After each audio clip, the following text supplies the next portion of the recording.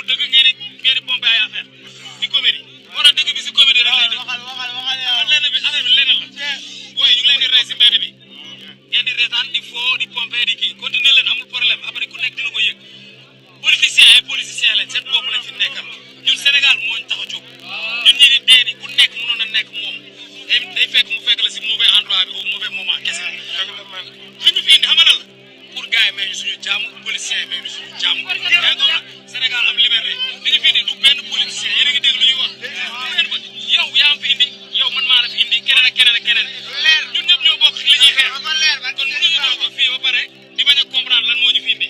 yaa ngi comprendre li ñu taxaw wàcc xamalal la booy yi ñuy rey man loolu moo ma wàccee politicien wàcceewu ma rek booy yi di génn di xeex pour démocratie Sénégal ñu rey leen jeunesse bi loolu moo tax ñu wàcc